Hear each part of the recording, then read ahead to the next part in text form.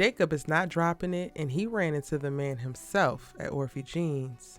Nicole is the fixer now, and Naomi may regret biting off a little bit more than she could chew. What's good, y'all? It's your good sis Erica Vane coming to you right here on Erica Vane TV with another Beyond the Gates video. And in this one, I'm breaking down season 1, episode number 97. If you're new here, hit that subscribe button and turn your bell notifications so you don't miss out on any of my Beyond the Gates content and conversations. And y'all, this was a really good episode. Let's go ahead and start with Martin, because he runs into Orphe Jean's to try to grab a bite to eat and then runs into Jacob. The long faded run in after Jacob has been making his rounds, then paid his mama a visit, then paid his daddy a visit on some other separate matters. He's again finna lock up all the damn Duprees because y'all are diabolical.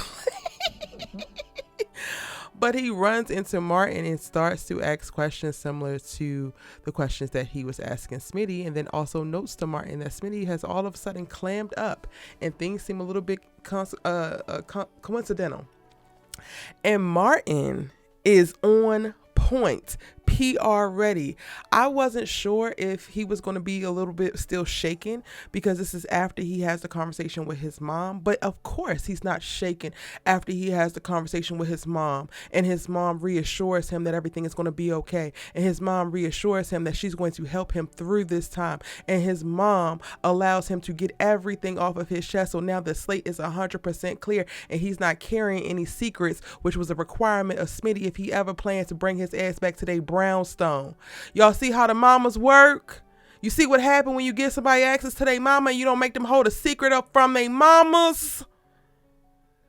So Martin is cool, calm, and collected, composed even, while having this little impromptu, seemingly interrogation, Jacob. I ain't even gonna hold you. It's giving interrogation, Bookie. It's very much so giving interrogation, Bookie, but Martin is not shaken and or stirred. He doesn't say too much. He doesn't say too little either. And it just kind of is what it is. And I say he don't say too little because what he does say and how he is evading or going around Jacob's questions is honestly just intriguing Jacob even more. It is making the case for Jacob of like, you need to keep looking, you need to keep digging deeper. And baby, I fear that the next marriage that is going to be on the rocks and or headed for divorce will be Jacob and Nicole. Will be Jacob and Naomi, and it will be because of this. And I hate to see it, but by golly, Miss Smiley, it is a great story to tell, because the conversation of when you marry, and when you marry, you decide to enter into an agreement where you're going to launch off into your own independent family. And yes, you still have the family that you came from, whether it's from your mother or your father. You are now starting your own family. But where do your loyalties lie when you have to choose between your husband and your home? The home that you came from and the home that you're creating, the family that you came from and the family that you're supposed to be creating. And it's seemingly like from this episode, y'all, Naomi is choosing the Duprees all day, very easily bumped that man. And I'm kind of surprised, not really surprised, because yes, all these damn Duprees have been indoctrinated and they drinking the damn Kool-Aid, child. It's giving the damn Dupree cult, if I'm gonna be honest with you. But I do like Jacob and Naomi as a couple, as a married couple. And it sucks because her blind loyalty to her family, even like when she comes to like ask questions, she's under the understanding that, oh, Auntie Nicole would never do this, but she did. So-and-so would never do, but this is going on. So like she's even confronted with all the ideas of what is outside of the capacity of the Duprees as a unit or as individuals, and they are all still doing these things, and she's still not shaken or stirred. And I'm like, girl, is this going to be worth your marriage? Is this going to be worth what you saw in Jacob, the integrity, the man that you fell in love with, the future that you decided that you wanted to have, also that you can do what? Try to jump in and be Captain Save-A-Ho as well for your family, who was making very strong ass decisions and then kept you out of it. Now, rightfully so, they kept you out of it because you are, a lawyer. You do have a moral code that you have to follow. There's certain things to maintain your licensure within your profession, right? You are an agent of the courts. But to see her just so readily, willingly, like no second thoughts, jump headfirst into the Dupree drama, And I'm like, damn, girl, does your marriage not mean anything? And what I want to really point out from this episode that I think is just so brilliant and is the overall point and why, again, Nicole, get behind me, because I don't give a damn about any of these people talking about you need to be humbled. I don't give a damn about these people talking about some you think you better than. No, you think that she's better than you. That's why you're saying that. Nicole is operating almost perfectly, y'all. When Martin comes to her, there is no shade, there is no judgment, there is no shame. She is frustrated that she don't know, but she always leaves space for him to talk and him to lead the conversations. She is nothing but loving and applying affirmations to him to make it pretty much very easy for him to come to her about all of the things that have gone down, right? And that's all she wanted to do from the very beginning. Looking at how Vernon and Anita handle Naomi when she comes asking questions, I'm like, this is literally Nicole's point. All y'all had to do was lead with that. All y'all had to do was to communicate, even not necessarily communicate the whole things that was going down, but give your family enough insight so that they have the option to choose. Y'all understanding her position, y'all understanding what she is duty bound to do. Vernon is like, we can't tell you X, Y, and Z because one, you're married to a cop, two, you're a lawyer. No, but I really want to know. And you put the ball in her court to know. So you give her the option. If you know this information, I'm going to be asking you to not tell your husband. Are you cool with that? If I give you this information, you cannot actually reveal it to your employers or anybody else legally. Let me retain your services. Well, first, yes, Granddad, I actually want to know. Okay, so I'm going to retain your services. So now we have lawyer-client privileges, and you are willingly walking into this information being provided to you, knowing that I'm requesting for you to keep this from your husband and understanding what that would mean for you and your husband's relationship. That is all it's about, being transparent to that point. I don't understand how everybody's being so damn obtuse about Nicole saying that she wished that she would have known or she wished that people would have told her because she wanted the option to choose. Y'all took her options away. And that's what they're constantly running around doing. Ted did it when he cheated on her and didn't divulge that thing when he decided to recommit himself to not only her, but then their marriage. Then he did it again when he changed that man's face and still didn't actually tell his wife what was going on with their damn son. Vernon and Anita have done it all along the while of trying to manage this Martin thing, and it's still coming out. And now we got, Nicole confronting Bill, and that's a whole other conversation. But child, they really fed us in this episode. It was so much going on, and it was glorious. But almost at every turn, these decisions that the Duprees are making to protect one another or to save the family are actually selfish ass, narcissistic ass decisions that weaken your family, don't actually strengthen your family. Doing what they did with Naomi, that's the type of stuff that would strengthen your family. And I loved it specifically because when I was younger, I wanted to know every damn thing, y'all. Tell me the truth. And I would be pissed too. Why didn't you tell me? If you coming to me to help after the fact and to clean up after the fact, you could have told me before the fact and maybe we wouldn't be here. But now, baby, in my 30s, there are things that come up in my family and I'm like, you know what? Yeah, I actually don't want to know. And it's not because I don't care about you. It's not because I don't want to help. It's because I understand myself better. And I know what I'm capable of. I know what I have the capacity for. And I know my temperament. So depending on whatever the circumstances are, there are certain things that I would opt out of actually knowing because one, I trust my family member to be able to handle it on their own. But then I also know when I'm outside of my damn depths and I can't take on anything else. So I would actually be of no use. So now I'm just finding out information, one, to raise my damn blood pressure, two, to put something else on my plate that I can't handle anyway. You know what? No, actually, no. And then there's some things that I will opt in to step in and speak about or to do something about. And to me, that's what it's about. That's what healthy, not only family dynamics are about, but healthy relationships are about. True communication and honesty, and honestly creating spaces for safety and autonomy. Giving people autonomy, not lying to somebody so you rob them of the opportunity to make a decision for themselves in whatever you're trying to include them in or not include them in, while also, quote unquote, protecting y'all's relationship. Because that's not how it works. You don't get to manipulate the circumstance. You don't get to lie. You don't get to be evasive, but then also want to run around here and act like you're so loyal, act like you're so truthful, act like your bond is unbreakable. Because clearly our bond can't be that unbreakable if you felt the need to lie to me. Yeah, this episode really brought it home, and I absolutely love everything about it. And just seeing that, all of it come full circle. And I hope that you guys have checked out my previous breakdowns, because this has been an ongoing conversation, specifically with the episodes of this week, because they did a really wonderful job of like beautifully writing this week's episodes so that you get to dive into the nuances around the lies and the betrayals and the hurt feelings. And while I, am a little bit annoyed by the pushback that I get about Nicole and how people want to demonize her, it's not unexpected. So I'm glad I'm able to like carve out a space to have this conversation deeper. And I hope that people have been able to hear my breakdowns this week and be able to reposition how they're seeing, the real familial issue that's playing out here, aside from the murders, right? But the power of lies and inconsistency and lack of transparency when you're supposed to be maintaining bonds that are supposed to be strong and communicating trust and truth. Okay, let me go ahead and move on. I love this though, y'all. Like this week has been wonderful. It's probably one of the best weeks of the damn show for me. Like I have thoroughly been enjoying everything that we're seeing. Okay, so going over to Bill and Nicole. Nicole runs down on Bill's ass after Martin comes and reveals the rest of what was going on.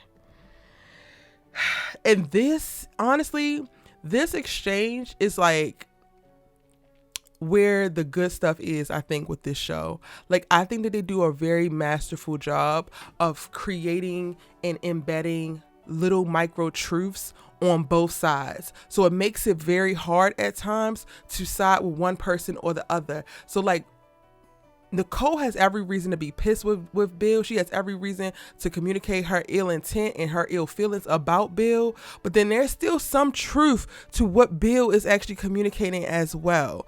And honestly, with every time that Bill speaks, like while I'm not going to put everything off on Vernon, like Vernon, he's speaking about, it's lines that I thought that Bill would never cross, but you also know Bill. You seem like a good judge of character, so I don't know if I believe that. And part of me feels like, just like Anita would do certain things and manipulate the circumstances and withhold information here to try to manipulate whatever's going on and best control the circumstances to get the best outcome, I think that Vernon does the same thing. So no, you didn't explicitly tell Bill that you wanted him to have this man killed, but you also know that this man came back after y'all paid him off once. So why wouldn't you think that Bill would think about him coming back again? And this is after Leslie has come back after she just got paid off.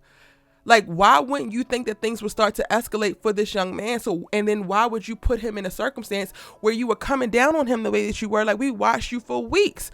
I don't like using that word anymore, but pull this like executive card over Bill, let him know who's boss, who's head honcho, and he need to get his ass in line. And you had to feel, Vernon, that this man looked at you as a father figure, not just as a father-in-law. You had to know that this is more than a business relationship. You had to know that there's a certain level of reverence and adoration on his part that would create additional things in his brain, because he ultimately just wants to please you and solve problems for you and seem like he is the fixer that he keeps claiming to be, specifically to you. So Vernon trying to wash his hands of any damn responsibility, which he actually kind of starts to cop to it when they're having a conversation with Naomi, because Naomi starts to spiral after figuring out her dad or finding out her dad's part in this. He does speak to like, I should have known and I should have seen X, Y, and Z. But like when Bill is saying this to Nicole, I'm like, yeah, Nicole, like you putting all of this at his doorstep, but your father definitely has a part to play. And honestly, it's easier, I think, to go off on the man that you never liked from the beginning. It's easier to go off on a man who is, pulling the biggest strings and making the biggest decisions within the circumstance than it is to go after your father, who is honestly a puppet master in and of himself in this circumstance, and also lied to you, but you have always looked at him with such reverence and such honor. It's easier to run down on Bill than it is to run down on Vernon Dupree, which is why we are getting the scene that we're getting. But I love the scene, and it's like, damn, maybe it's the Dupree sisters, because I love when Bill have scenes with Dani, but baby, I didn't realize that I was going to love Bill having scenes with Nicole, these two very strong-willed individuals, these two very raw individuals.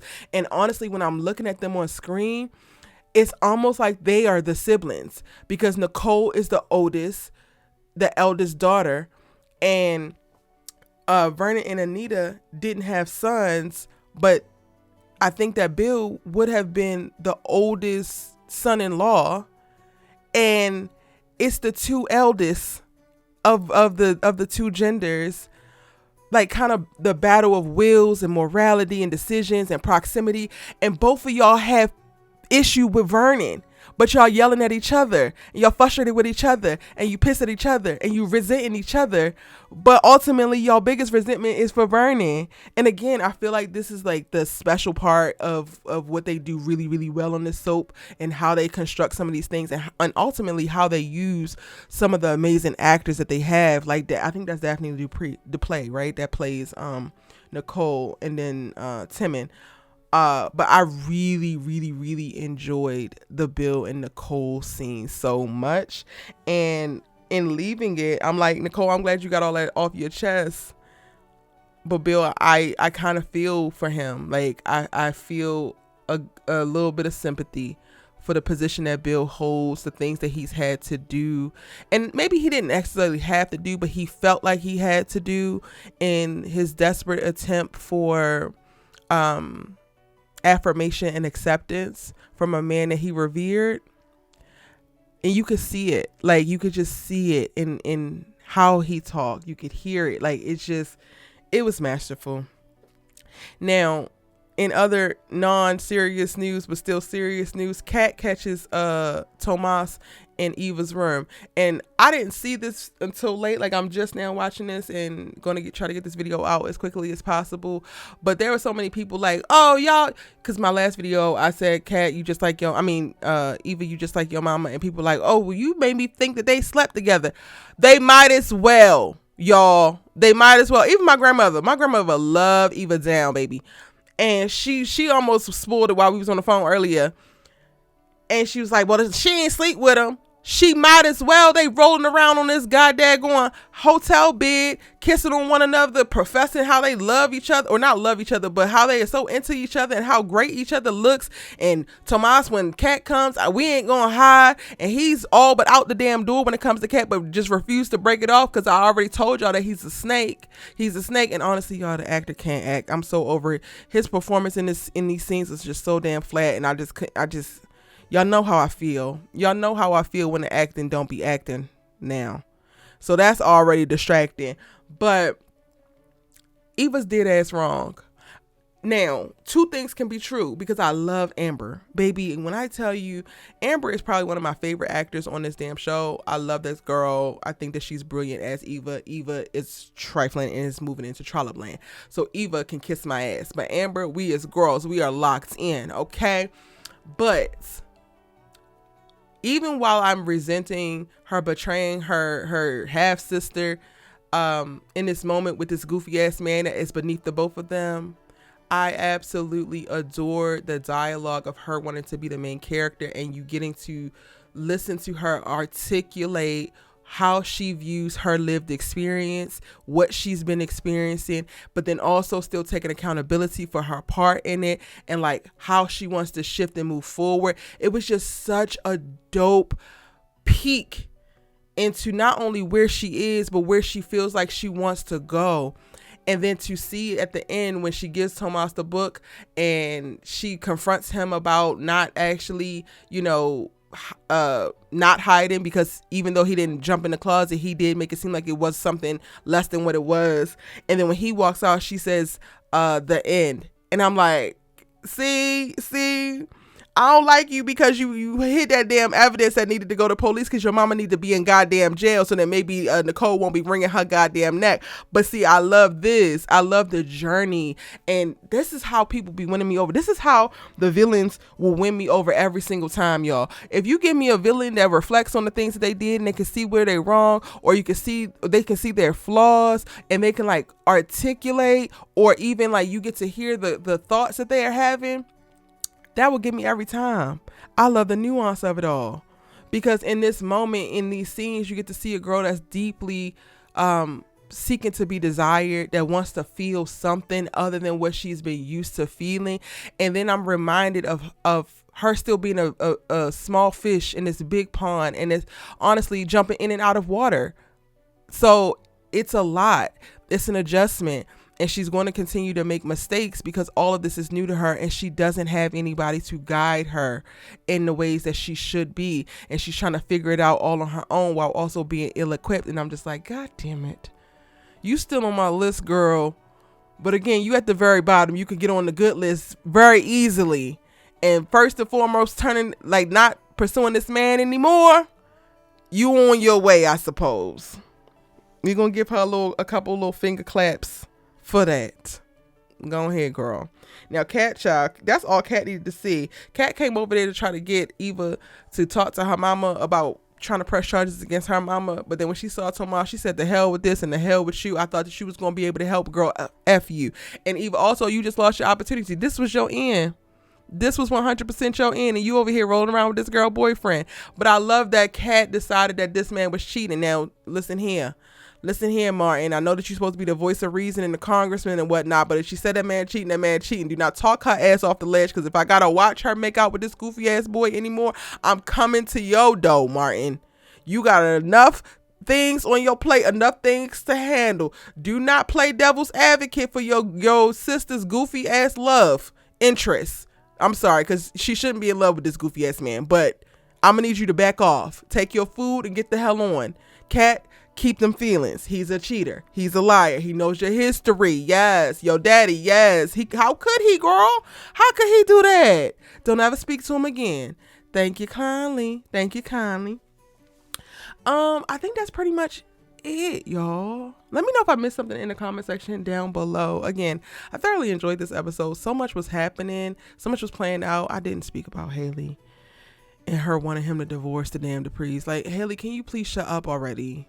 That's all I got about her, girl. Because, like, when she come on screen, I just kind of check out. Sometimes I'll be going to go make a beverage. I got a little tea right here right now. It's a little ginger mango tea. Let me know what y'all thought about the episode in the comment section down below. Thank you so much for joining me. I really enjoy our conversations around Beyond the Gates, in addition to enjoying the show. I am looking to do a live stream later on today, Friday, July 25th. So check the channel, join me live, so maybe we can kiki and cut up in real time, and I'll see you in the next one.